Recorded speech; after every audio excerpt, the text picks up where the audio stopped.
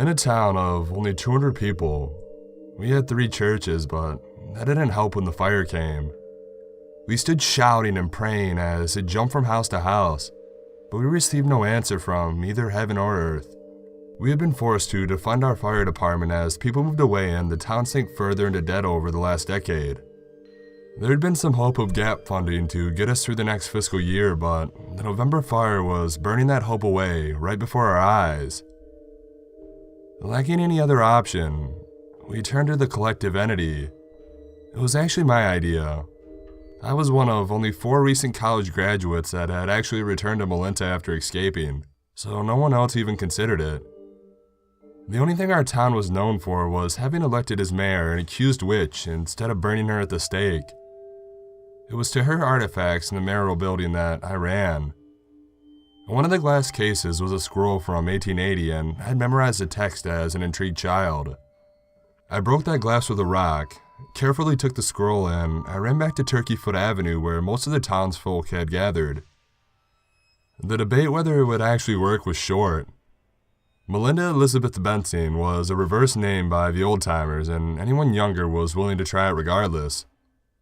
The namesake of our town had not been a witch in the sense that she'd trafficked with Satan or demons. Indeed, she'd claimed those evils didn't even exist. Instead, she'd been some strange sort of purveyor of very real human energies, and that was the primary power in the scroll. According to the text, if we overlaid our hands in a very specific tessellating pattern and all held the same thought in our heads, we could give our support and willpower over to the collective entity born of us. By haunting firelight, fueled by the homes and possessions of our community, we swallowed down our trepidation at the strange ritual and stood in the middle of Turkeyfoot Avenue in the manner described. It needed to work. It had to work. That night, I saw fear in the eyes of my neighbors, and for once, I understood what it was meant to be a part of this place. Like my friends, I dreamt of escape, but they had the money to actually do it. My life, therefore, was on the line just as much as any of these people. I gave my willpower, and shockingly, I felt it drain forward through my arm. Our tightly patterned knot of people began to glow. Subtle light passed through our arms, flared in our fellows, and continued on stronger. As it reached the front, Old Man McCree gasped. The sum total pushed out through his chest, and he fell. No one ran to him, for all eyes were on the white glare floating slowly away from us. I shouted, "The fire! Think about the fire!" As one, we sent out our hopes to it, and it began to ascend. It began to take shape. Flowing white robes, a golden halo, a benevolent face. It floated up and over the burning houses. It spread massive, ivory wings, and then rain began to fall. But not from the sky, from beneath those spread wings. Little by little, flaring pillars of orange dimmed to embers and then went dark. We stared in amazement at the being that we had created. It had actually worked. I had once seen the ghostly Indian warrior on Turkeyfoot Creek Bridge when I'd been 10, so I knew the supernatural was at least somewhat real, but it absolutely astounded many of the others. "It's exactly as I imagined," one of the older women said in awe. Another agreed. "Me too. It's an angel," yet another added. Meanwhile, the other 3 college grads and I rushed down to check on Old Man McCree. He was fine, but his hair had stood up straight on end and touching him gave us static shocks.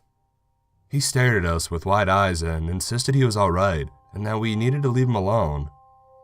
The sky over our homes was dark again, and the heat of the fire had faded, so the chilled townsfolk began to disperse. The 4 similar-aged of us were left to go to Copper Bar and Grill and have a drink in startled silence. The bartender arrived shortly after us, and he served us with very few words before heading into the back. Ryan, Lily, and Courtney sat with me at the table. I knew Ryan from our K-12 school, and he'd always been a loudmouth meathead type, but now he had nothing to say and he sat over his beer staring at the table.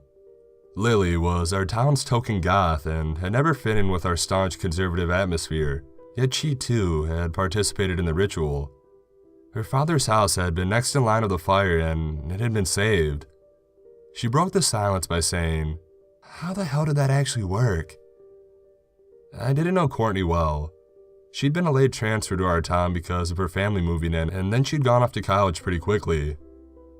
"It's this town," she told us quietly. "Something like that would never have worked in a big city. You got 100% of the people here to band together, and that's impossible anywhere else."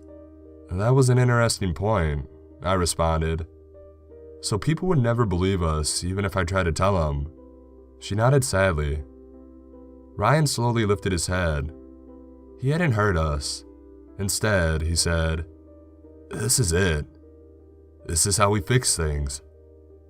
Lily looked over at him in askance. "We do it again," he elaborated. "Have it plow fields, grow crops, have it save the town." She shot back, "Forget farming, let's make it construct a factory. We can sell electric cars." The two immediately began to argue. Courtney and I watched for a minute or two before looking at each other with unspoken concern. By the next morning, the concern had become a full-blown reality. All the townsfolk were out in Turkeyfoot Avenue again, but not to put out fires.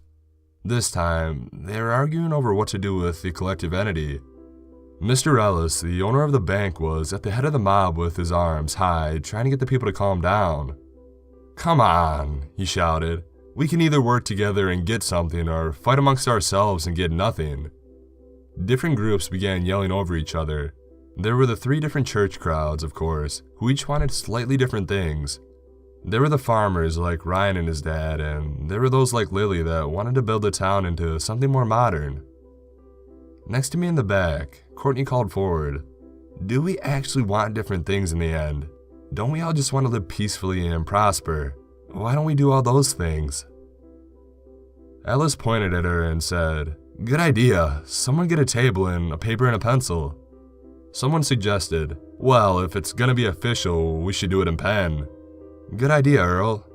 Alice motioned over the men who had grabbed a table from a nearby house, and they set it up in the center of the street, right on the pavement. "Does somebody got a pen?" Widow Stevens offered a pen. "Hey," someone else complained, "that pen's got Trinity Lutheran on it." "Yeah, and?" "Well, that's not fair. What about Melinta Memorial United Methodist?" Alice put a hand on his forehead briefly and then looked up and around.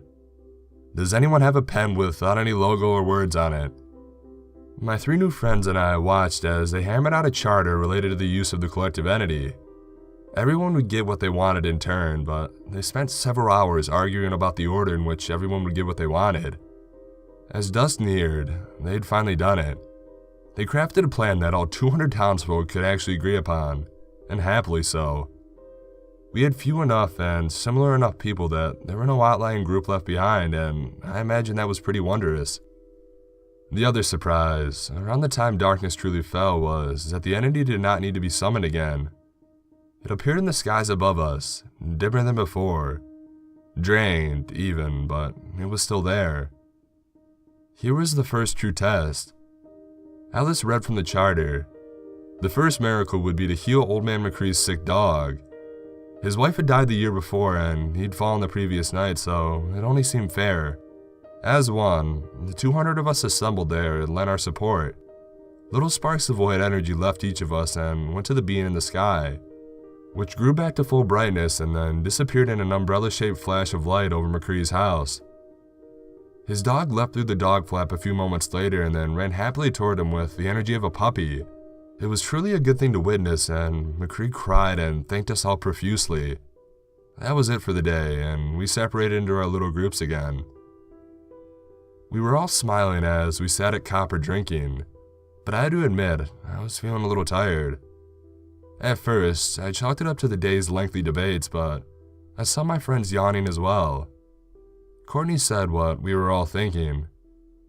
"Man, giving that energy away really took it out of me."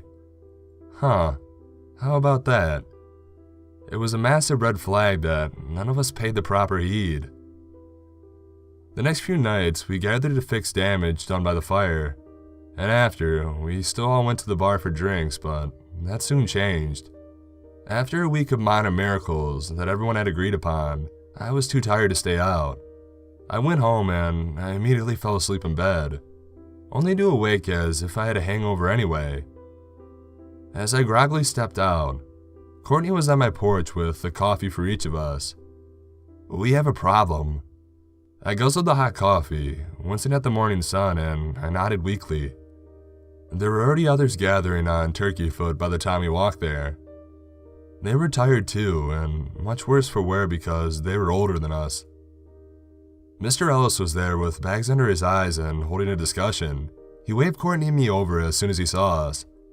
"Now, here they are. Hey kids, you look better than we do, but is it safe to say you're feeling under the weather too?"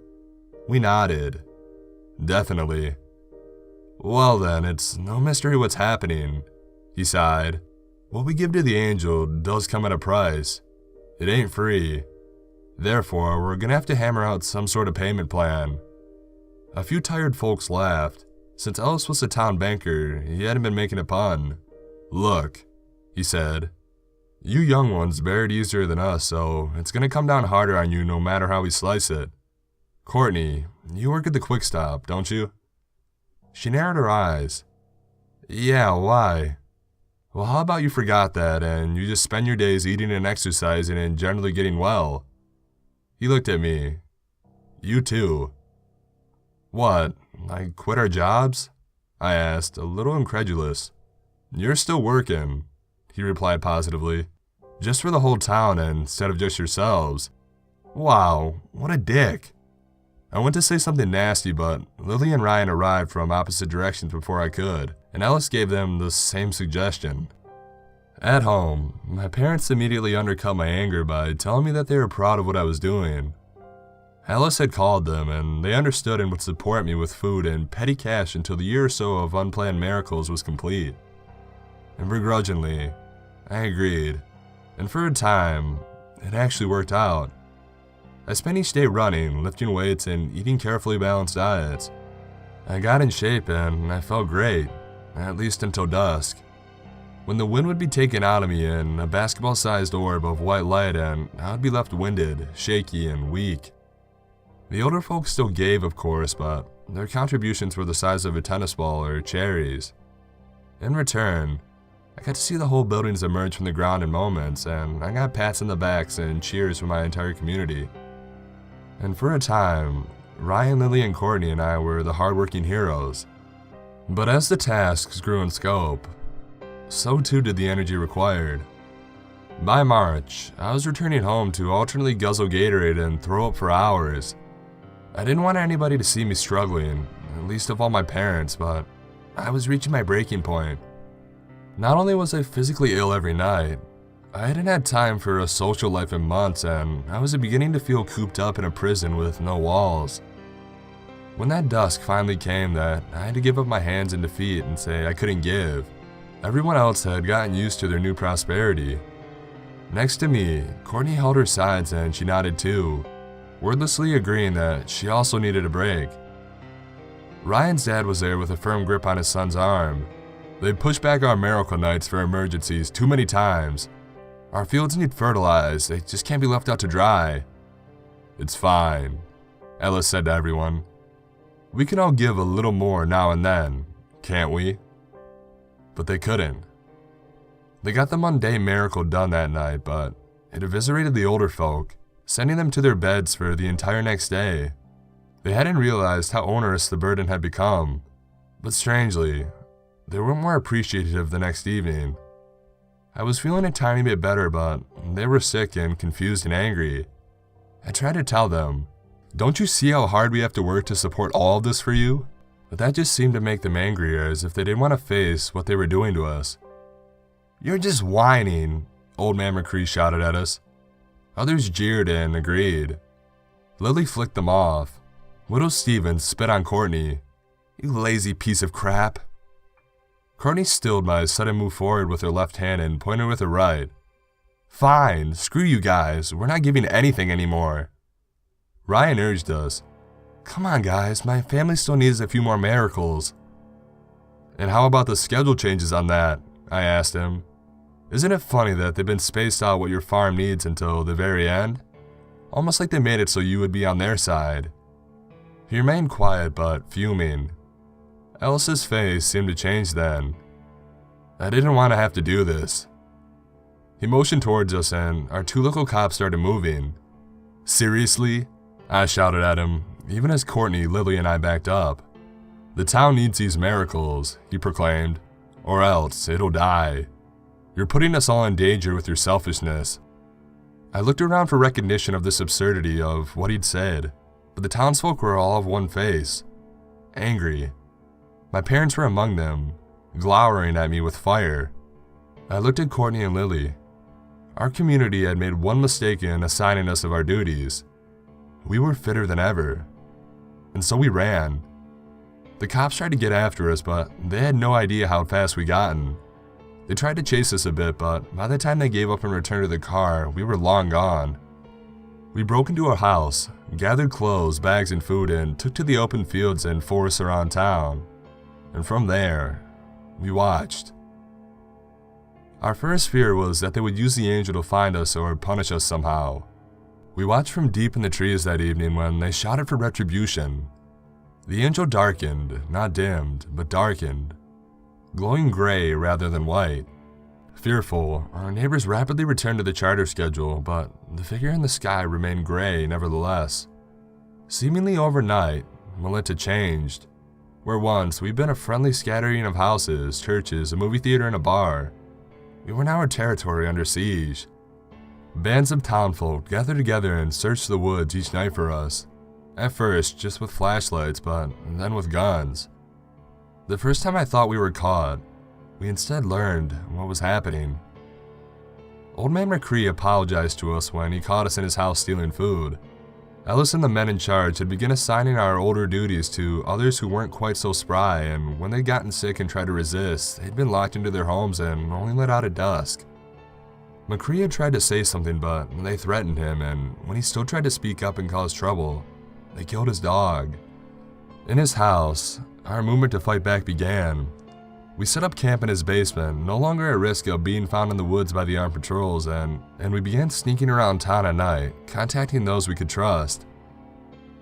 By the 1st of June, we finally found Ryan. He was a gaunt and hollow stick figure, not at all the meathead that I remembered, and he seemed so bereft of willpower to fight back. "Come on," Lily told him through the window that night. "We're gonna fix this, we just need you to be our guy on the inside." He nodded weakly and blood leaked from his nose. That night, we watched the gathering from McCree's upper windows. The angel's robes had turned black and his face was neutral sour rather than benevolent. Two men with rifles slung over their shoulders held Ryan on his feet, and his contribution was a ball of gray light about the size of a car. He passed out after giving and they carried him away, along with several other horrifyingly thin older men and women. And their miracle that night? A bigger bank building to handle the increased finances flowing into Melita. Or so Ellis said. Another emergency. The next morning, 3 haggard men and 1 tired woman showed up in the proper spot in the woods. Ryan had told them he'd done as we asked. From them, we learned where the patrols would move the next night and we staged our first ambush to capture guns. The men were weak and hardly put up a fight. They were only dangerous because of their weapons. Ellis was taking more and more every day, leaving them sick and feeble, but he'd also purchased a shipment of more dangerous weapons and armed his closest men. By August, the evening ceremony became an army defense fortress we couldn't even approach to watch. On the 5th of August, they took my parents. Previously, hurting loyal followers had been forbidden, but the community had turned on them as our interference had grown more persistent.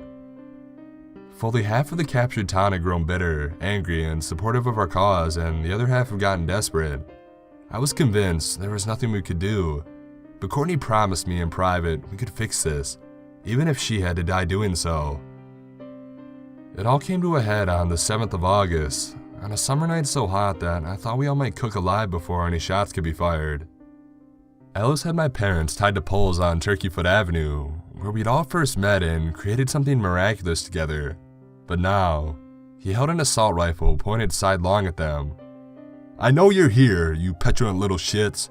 Come out and fight like men." We waited. According to our contacts, he'd given the same speech the previous 2 nights. He had no way of knowing we were actually in the buildings around him. He'd made them all too large and opulent to defend completely with his army. We crouched among palisades and minarets, watching. "Come forth, angel," he called, turning to our collective entity as it appeared for the evening. Courtney clutched my wrist like an iron vice. Along the street on another roof, I saw Lily grow as pale as the goth makeup she used to wear. Our entity's gorgeous feathered wings had now become leathered, and it had horns in place of a halo. Its face was filled with anger, and waves of heat radiated from it, enough to heat up the night. The beast was now a demon, exactly as we had fashioned it to be, together, all of us. But none of them could see it. The change had been gradual for them. Only we who had been away for a time could see the difference so starkly. "It's time to end this idiotic revolt once and for all," Ellis had screamed. "Give now!" The men and women below in chains and ropes gave what little the guards could beat out of them. Little sparks of gray and black floated upwards. Ill will for that at which had turned against them. "Come on, Ryan," I whispered. He was just a skeleton with skin now, but I knew he had it in him. He was a good man at the end of the day. We watched as a new color emerged from his chest. Red. Blood red. The ball of blood red was beyond description of size or quality.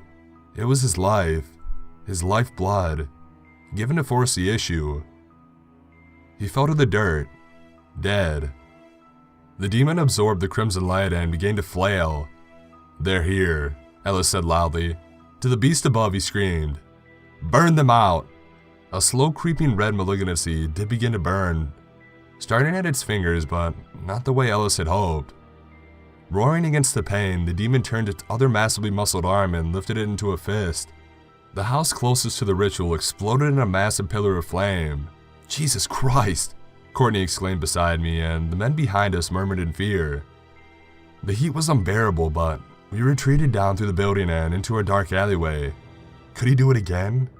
Normally, there had only been one miracle a night, but it turned out it was easier to destroy than it was to create. The demon lifted its fist again, and the building across from us exploded, showering cinders and fire across the street. I held Courtney back as she tearfully tried to run for Lily.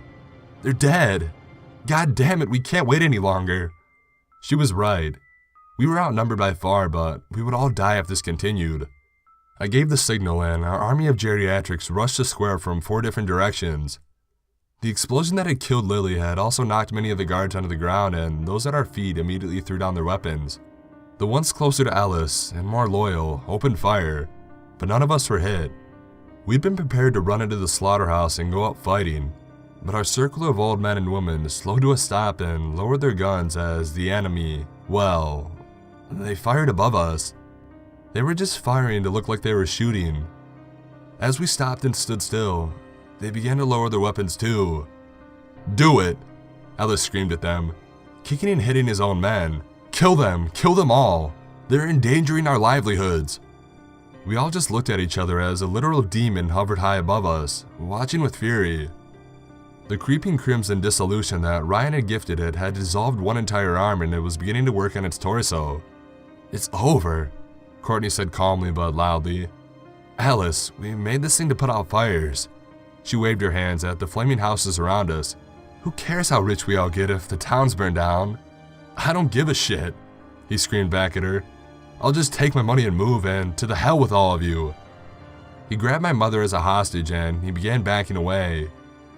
Guns were raised again at that. Oh yes, they were, with hate. My heart hammered in my chest as the entire community aimed their weapons at Ellis. My pistol shook in my hands. Alice looked at Courtney in particular, since she was the closest. "We're the gun nuts around here, honey. Your liberal arts degree doesn't mean..." Her single shot took him in the shoulder. He fell back and he loosed one round. She fell, and her second shot on the way down hit him in the gut. On the ground and bleeding, she spat, "Anyone can practice aim, you asshole." My mother ran to my father, and the guards untied them both. Together they ran to me, and I huddled with my family for the first time in as long as I could remember. Above us, the demon was half of what it once was. Leaving my parents to the safety of my allies, I ran to Courtney and I kneeled to her as she began choking on her own blood. Alice too was dying.